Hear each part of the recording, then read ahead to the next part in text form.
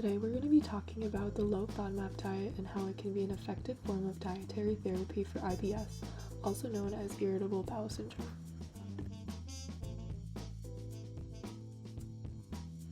So the first question we will cover is, what are FODMAPs? FODMAP is an acronym that stands for fermentable oligosaccharides, disaccharides, monosaccharides, and polyols. These are short-chain carbohydrates that are poorly absorbed in the small intestine and can cause intestinal distress for those who suffer from functional bowel disorders like IBS.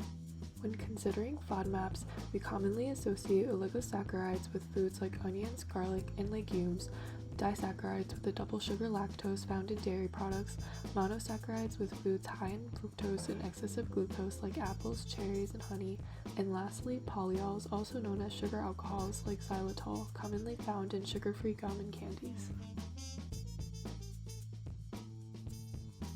Oligosaccharides are indigestible and malabsorbed for all mammals. We all lack the enzyme that can break down the individual sugar molecules.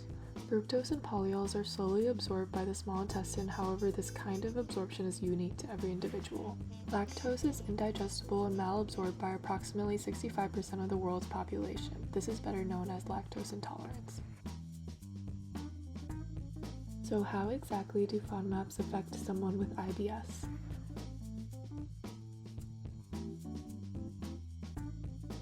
Irritable bowel syndrome is a chronic gastrointestinal disorder most often characterized by abdominal pain, bloating, and flatulence.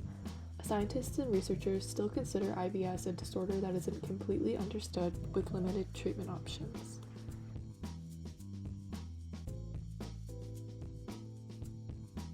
People who suffer from IBS are most vulnerable to feeling the effects of FODMAPs because, as far as we know, approximately 60% of people with medically diagnosed IBS have reported eating as the root of their symptoms, deeply impacting the quality of their life.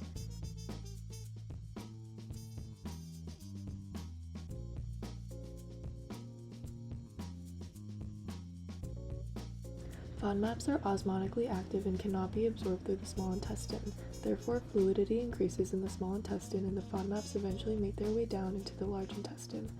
The microbiota in the colon ferment FODMAP molecules as energy and release a production of gases like hydrogen and methane.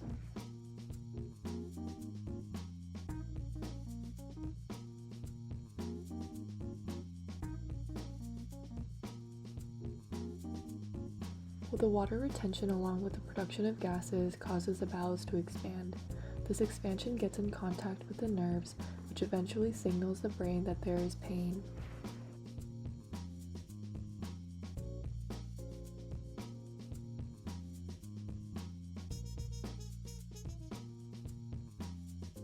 The low FODMAP diet can be a dietary approach to reducing these symptoms. Instead of completely eliminating all FODMAPs from the diet forever, the low FODMAP diet allows IBS patients to personalize, implement, and eliminate certain foods for the long term. There are 3 steps involved for the low FODMAP diet. The first step is to restrict all consumption of FODMAPs for 4 to 8 weeks and replace high FODMAP foods with low FODMAP foods. Examples of food replacements include citrus fruits and bananas instead of apples and peaches, maple syrup instead of honey and high fructose corn syrup, and lactose-free milk and sorbet instead of cow's milk and ice cream.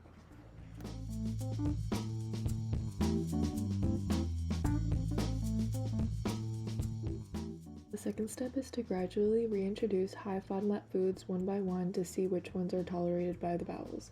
It may be helpful to go down the acronym subgroups starting from oligosaccharides, then disaccharides, and so on. Besides the subgroup experimented on, the diet should still be low in the other FODMAPs so that intolerances can be accurately noted.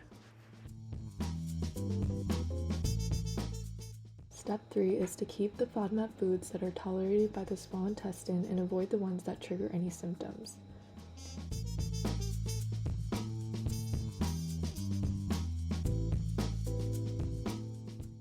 It's important to remember that the low FODMAP diet is not a gluten-free nor lactose-free diet. It is more of a global restriction, which has a greater and more consistent effect than an elimination diet. For example, a single apple may not cause an IBS flare-up, but consuming many slices of bread, half an onion, a pear, and a glass of milk during the same meal may cause a trigger of IBS symptoms.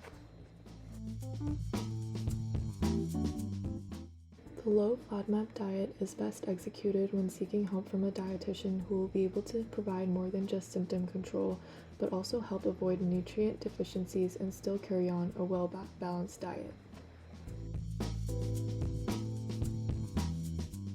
Remember that the low FODMAP diet is not a cure for IBS, rather provides helpful dietary modifications to improve the quality of life for those who suffer from IBS symptoms on a regular basis.